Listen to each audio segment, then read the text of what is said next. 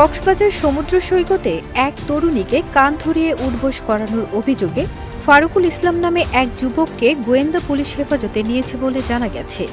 শুক্রবার ১৩ সেপ্টেম্বর দিবাগত রাতে তাকে হেফাজতে নেওয়া হয়েছে বলে জানান কক্সবাজার জেলা পুলিশের গোয়েন্দা বিভাগের ওসি জাবেদ মাহমুদ।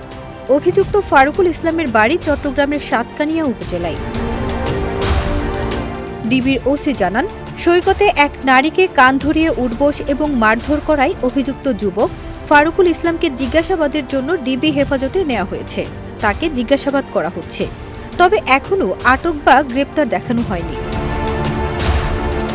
এর আগে কক্সবাজার সমুদ্র সৈকতের সুগন্ধা পয়েন্টের এক তরুণীকে কান ধরে উঠবোস এবং মারধর করা হচ্ছে এবং তা পাশে দাঁড়িয়ে দেখছেন একদল অতি উৎসাহী জনতা। এরকম একটি ভিডিও সামাজিক যোগাযোগ মাধ্যমে ভাইরাল হয়। এই ধরনের ভিডিও ছড়িয়ে পড়লে নিন্দা ও ক্ষোভের ঝড় ওঠে। কেউ কেউ আবার যৌনকর্মী তৃতীয় লিঙ্গের বলে হেনস্থাকারীদের পক্ষও নিচ্ছেন। কান ধরে উঠবোস করানোর এই ভিডিও ছাড়াও ফেসবুকে আরও একটি ভিডিও ছড়িয়ে পড়েছে। এর একটিতে দেখা যায় সৈকতে চেয়ারে বসা এক নারীকে একদল যুবক গিয়ে চলে যেতে বলেছেন। এক পর্যায়ে তাকে পেটানোর ভয় দেখিয়ে চলে যেতে বাধ্য করা হয়। সেখানেও লাঠি হাতে ওই যুবককে দেখা যায়।